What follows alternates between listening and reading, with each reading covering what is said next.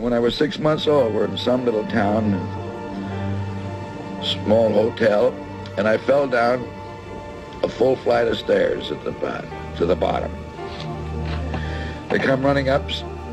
I sat up and just shook my head and shook it off and didn't cry. So I knew I wasn't hurt. And Houdini says that was sure a buster, meaning a fall, because that's the only time it was used. It meant a bronco buster or a fall. It was never used as a name. My father said, well, that would be a good name for him. It don't sound bad. Now, I was born with the Keaton Houdini Medicine Show Company on a one-night stand in Kansas.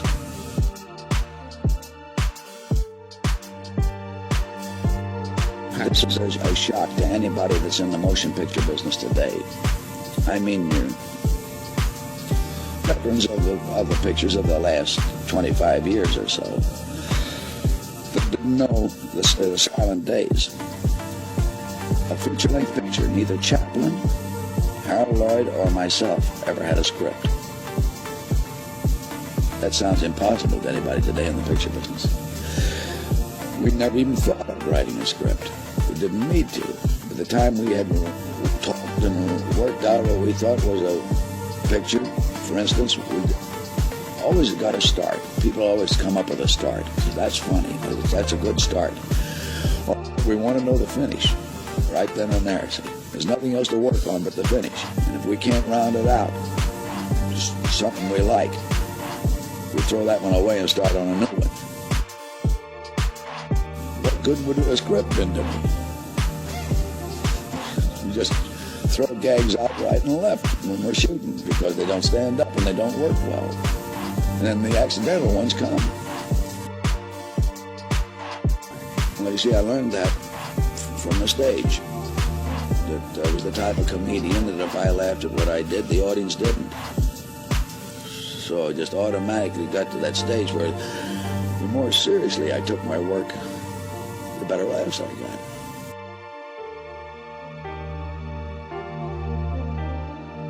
Well, my old man was an eccentric comic, and as soon as I could take care of myself at all on my feet, he had slap shoes on me and big baggy pants, and then just start doing gags with me, and especially kicking me clean across the stage or taking me by the back of the neck and throw me. And as I grew used to doing it and knew how to do it, the throws become longer. By the time I got up to around 7 and 8 years old, we were called the roughest actors ever in the history of the stage.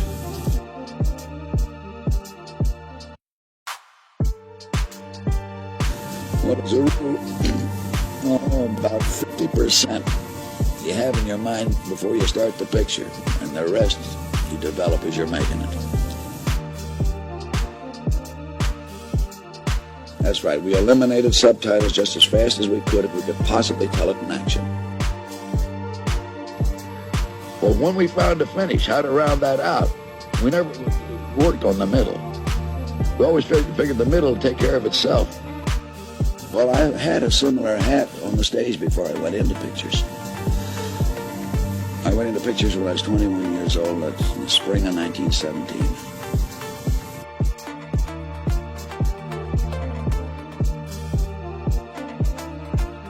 I went into pictures with Roscoe Arbuckle. I mean, his pictures are the first ones I appeared in. And I'd only been with him a short time, and he says, here's something you want to bear in mind, that the average mind of the motion picture audience is 12 years old. It's a 12-year-old mind. Sure entertaining. I was only with him about another couple of months or something like that, and I said, Roscoe, something tells me that those that continue to make pictures for 12-year-old minds ain't going to be with us long.